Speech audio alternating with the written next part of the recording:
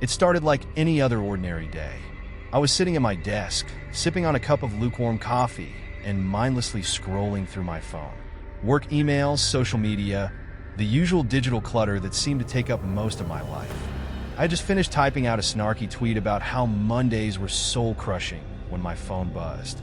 The message was from an unknown number. I wouldn't post it if I were you. People might think you're bitter. I froze. My thumb hovered over the send button.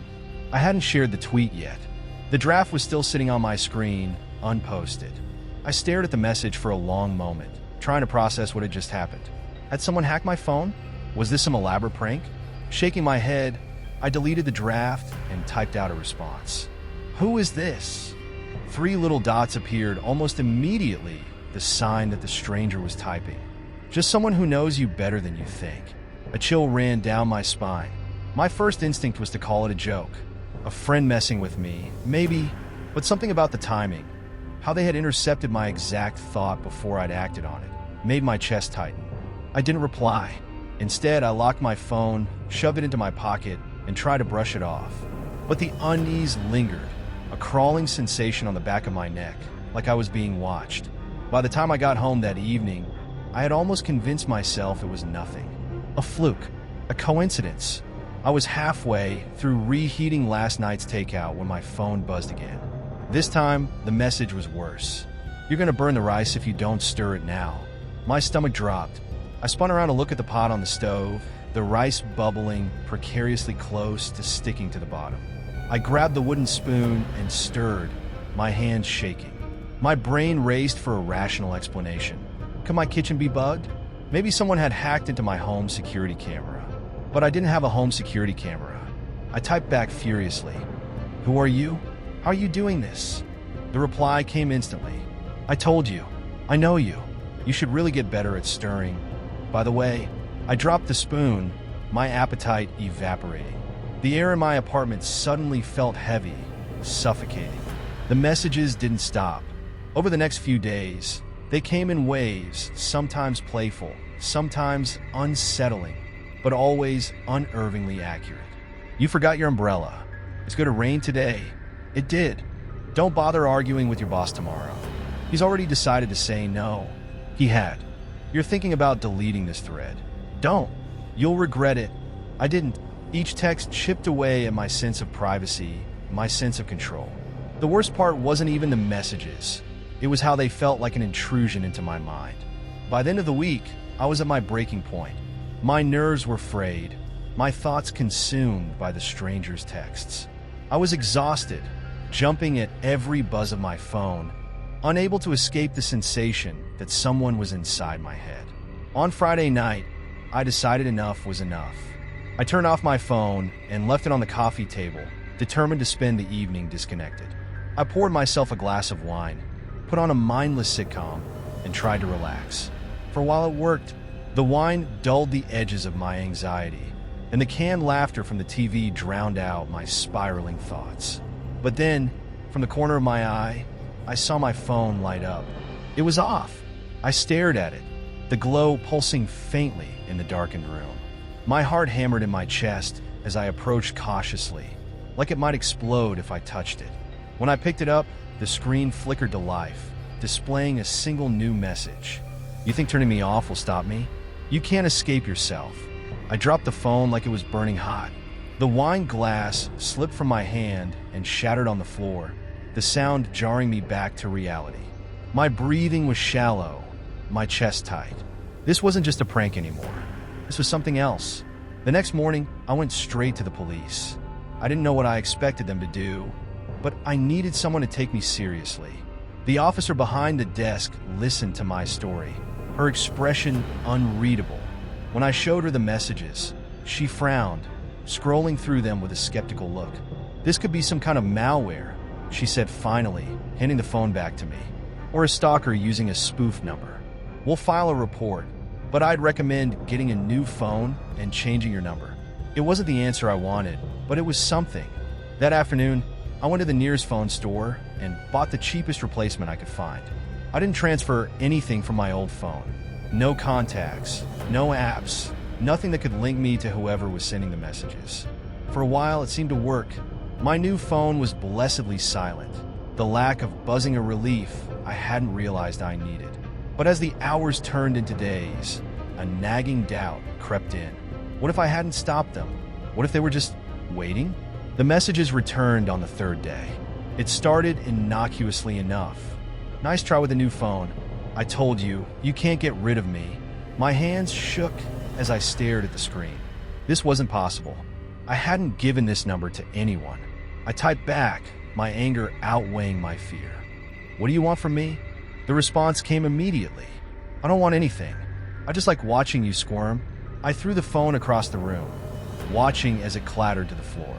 But before it even stopped moving, the screen lit up again, the glow casting eerie shadows on the wall. I didn't pick it up. I couldn't. Instead, I sat there, staring at it from a distance, my mind racing for answers. Who, or what, was doing this to me? The phone buzzed again, the sound louder than it should have been, like it was vibrating directly inside my skull. The room felt darker, the air heavier. And then the next message came, and it was worse than anything before. You're not alone. Look behind you. I froze, the message burning into my mind like a brand. Look behind you. Every instinct screamed at me to stay still, to not move, to not look. But the silence in the room was deafening, a void that seemed to amplify my fear. I could feel it, someone standing behind me. The hairs on the back of my neck stood on end as a chill swept through the air. Slowly, I turned my head, every muscle tense, my breath held. Nothing. The room was empty, just as it had been moments before. My living room, dimly lit by the faint glow of the TV, looked normal.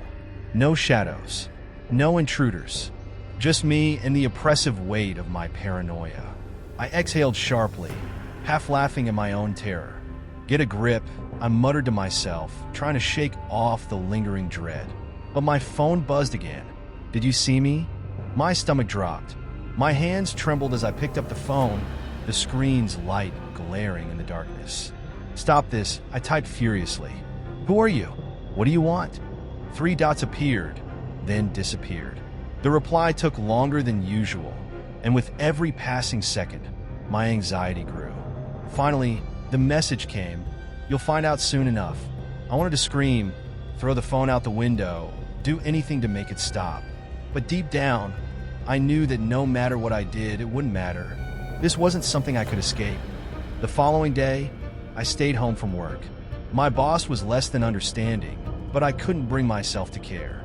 I spent the entire morning double-checking my locks, covering my windows, and scouring my apartment for hidden cameras or microphones. Nothing. By noon, I was exhausted, my mind a mess of half-formed thoughts and irrational fears. I collapsed onto the couch, my phone clutched tightly in my hand. It buzzed again. You're wasting your time. I can see you no matter what you do. My blood ran cold. My thumbs hovered over the keyboard, but I didn't know what to say. Every message from this stranger felt like a calculated move, a push to keep me off balance. But the worst part was how much they seemed to know about me. My thoughts, my habits, even the way I moved. Why me? I typed finally. This time, the response came quickly. Because you're interesting, and because no one else will believe you. That evening, I made a decision. If I couldn't escape this, I'd at least try to understand it. I downloaded a call tracing app onto my phone. One of those shady programs that claim to track unknown numbers. It wasn't much, but it was all I had. The next time the stranger messaged me, I waited until the dots appeared, until I knew they were typing, then hit the trace button. My heart pounded as the app processed, a spinning wheel marking the seconds as they ticked by. Finally, a result appeared. No location found. I stared at the screen, frustration bubbling into anger. Damn it, I hissed, slamming the phone onto the table. It buzzed immediately. That was clever, but pointless. My breath caught. They knew. They always knew. The next message followed before I could respond. You're still not alone. Check the mirror. I didn't want to look. Every instinct told me to ignore it, to smash my phone and pretend none of this was happening. But I couldn't help myself. Slowly, I turned my head toward the mirror hanging on the wall opposite the couch. For a moment, everything seemed normal. My reflection stared back at me, pale and drawn, my hair a disheveled mess. But then, something shifted. The reflection blinked. I didn't. My breath hitched as my reflection leaned forward, its head tilting at an unnatural angle. Its lips curled into a slow, deliberate smile, a smile that wasn't mine. I scrambled off the couch, my back pressing against the wall. The reflection didn't move. It just stood there, smiling, watching me. The phone buzzed again. Do you believe me now? I stopped responding to the messages after that. What could I say? Nothing I did seemed to matter. The stranger was always one step ahead, always in control. The reflection continued to haunt me. Every time I passed a mirror, I avoided looking, but I could feel it watching. Sometimes, I'd catch a glimpse out of the corner of my eye, just enough to see it move when I didn't. Sleep became impossible. My dreams were filled with whispers, the stranger's words echoing in my mind. I'd wake up drenched in sweat, the mark of another message waiting for me on my phone. You can't ignore me forever. Why fight it? You'll lose. I'm already here. One night I decided to confront them. It was a stupid idea, born out of desperation and exhaustion, but I couldn't take it anymore. I sat on the couch, my phone in hand, and typed a single message. What do you want from me? The reply was immediate. I want to show you the truth. My fingers shook as I typed back. What truth? 3 dots appeared, then stopped. For a moment, I thought they wouldn't answer. Then the screen flickered, and a new message appeared. Open the door. A knock sounded from the front door, loud and deliberate. I dropped the phone, my pulse skyrocketing. The knock came again, harder this time. Who's there? I called out, my voice trembling. Silence. I crept toward the door, every step feeling like it carried the weight of 1,000 nightmares. My hand hesitated on the doorknob. Another knock, and then, from the other side of the door, a voice whispered, "It's me." My hand froze on the doorknob. "It's me." The voice was mine, but it wasn't right. There was something off about the tone, a hollow, mechanical quality, like a recording played through an old speaker. My heart pounded as I stood there, every fiber of my being screaming not to open the door. But the phone buzzed in my pocket, and I couldn't help but look. "Go on. Open it. You're dying to know, aren't you?" "No," I whispered aloud, backing away. "I'm not playing this game anymore." Another knock, louder this time, more insistent. "You can't ignore me," the voice called out, still using my tone. "You'll have to open the door eventually." I turned and bolted toward my bedroom, slamming the door shut and locking it behind me. My breaths came in shallow gasps as I pressed my back against the wall. The phone buzzed again. Running won't help. "You already let me in." The knocking stopped, but the silence was worse. It pressed against my ears, filling the room with a deafening hum that made my head throb. I clutched the phone tightly, staring at the screen, waiting for the next move. Minutes passed, then hours. The tension was unbearable. I didn't dare leave the room. My stomach growled in protest, but fear had stripped me of any appetite. I sat in the corner, knees drawn to my chest, my eyes fixed on the door. Somewhere in the distance, I heard a faint sound, like a chair scraping across the floor. My living room? I covered my ears, rocking back and forth. "It's not real," I whispered to myself. "It's not real." But then, from the other side of the bedroom door, I heard a new voice. "Let me in." It wasn't my voice this time. It was deeper, raspier, dripping with malice.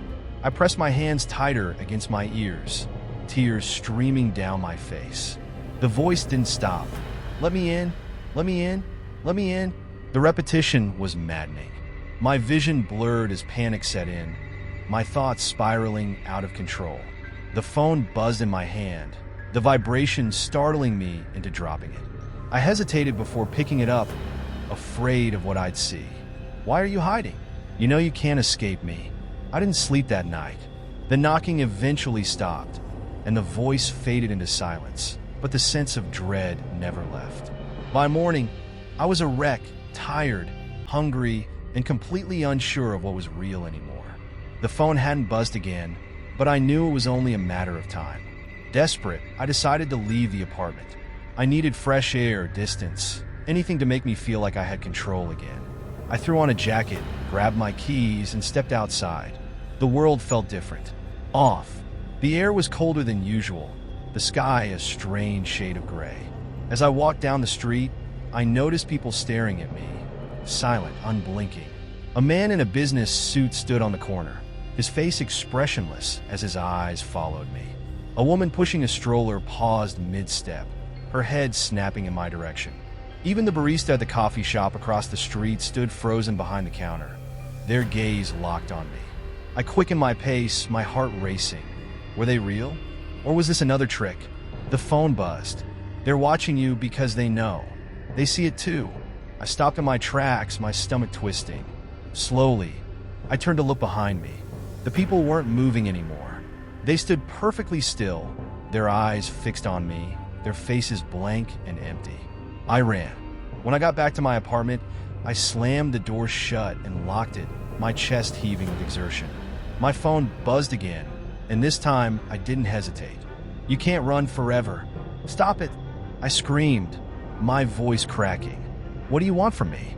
The reply came instantly. "You already know. Let me in." My hands shook as I typed back. "Who are you?" 3 dots appeared, then vanished. The screen stayed blank for what felt like an eternity. Finally, the message came. "I'm you. The real you?" My breath caught in my throat. Before I could respond, another message followed. "I'm the part you hide, the part you fear, the part you've been running from your entire life." "No," I whispered, shaking my head. "That's not true." But the stranger wasn't finished. "You've felt me, haven't you? In your doubts, in your fears.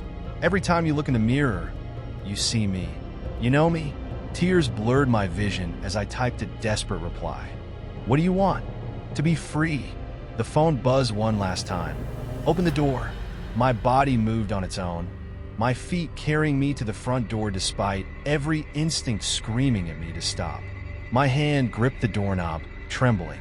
"Don't do it," I whispered to myself. But the pull was too strong.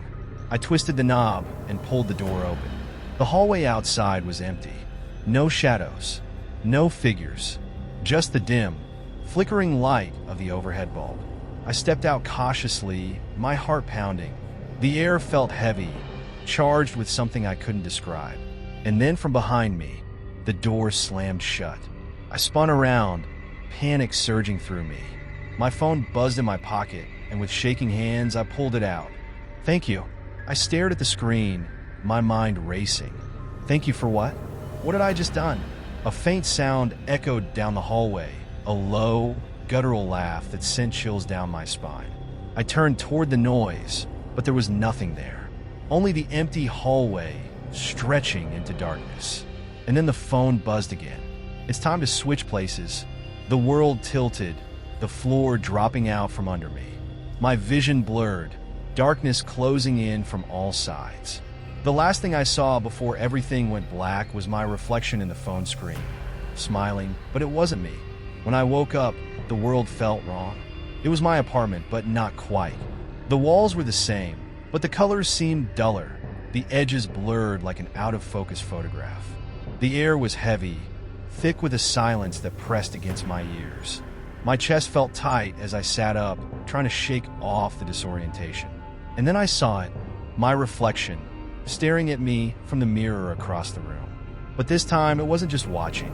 It was moving, its lips curling into that same unnatural smile, its head tilting in that unnerving way. What's happening?" I whispered.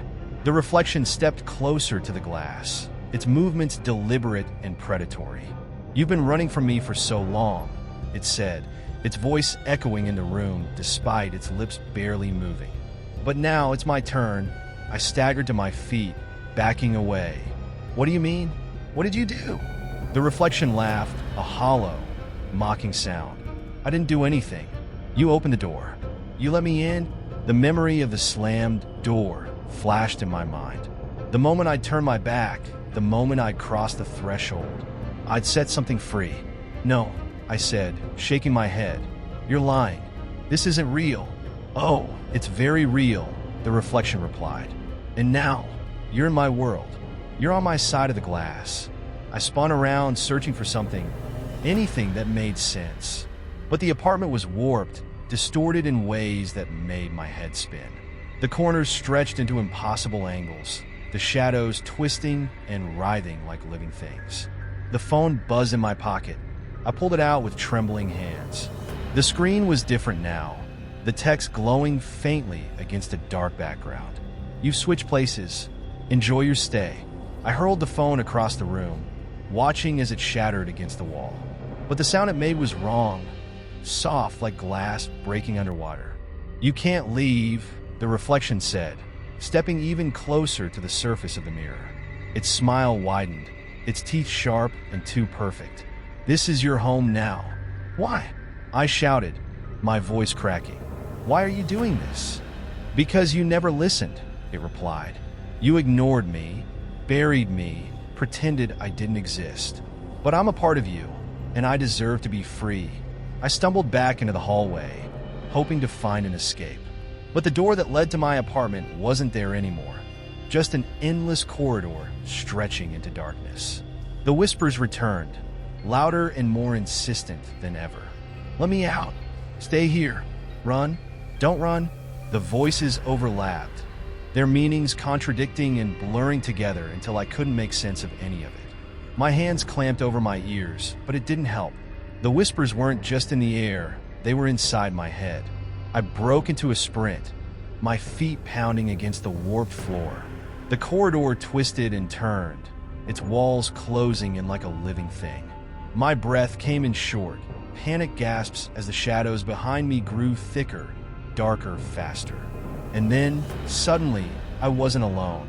Figures began to emerge from the walls, their forms flickering like old film projections. Their faces were blank, their movements jerky and unnatural. They reached for me, their hands clawing at the air. I ran faster, my lungs burning, my mind screaming for an escape. The corridor ended abruptly, opening into a vast, empty space. The floor was a smooth, glass-like surface, reflecting the distorted sky above. And in the center of it all stood a single mirror, tall and ornate, its frame covered in intricate carvings that seemed to writhe and twist as I approached. In the mirror, I saw my apartment. It looked normal, untouched, like nothing had happened. And in the center of the room stood me, the other me. It turned to face me, its smile widening as it raised a hand in mock greeting. "This is your last chance," it said, its voice echoing in the vast emptiness. "Stay here or take it back." My heart raced as I stepped closer to the mirror. "What happens if I take it back?" The reflection tilted its head. "You won't survive. Not fully. But if you stay here, you'll never escape." The weight of the decision crushed me. I didn't trust it. How could I? But the thought of staying in this place, trapped in this twisted version of reality forever, was unbearable. I reached out, my hand trembling as it touched the surface of the mirror. Pain exploded through my body as I was yanked forward, my vision blurring into a kaleidoscope of colors and shapes. The whispers screamed, their voices blending into an ear-splitting cacophony. When I opened my eyes, I was back in my apartment. Everything looked the same furniture, the same dim lighting, the same faint hum of the refrigerator in the kitchen. But something felt different. The mirror on the wall caught my eye. My reflection stared back at me, motionless, normal. But as I stepped closer, I noticed something that made my stomach drop. The reflection's eyes didn't quite match mine. They were darker, emptier, like something was hiding just beneath the surface. My phone buzzed on the table. Slowly, I picked it up and read the message. "You're free. For now." I dropped the phone, my hands shaking. The reflection smiled.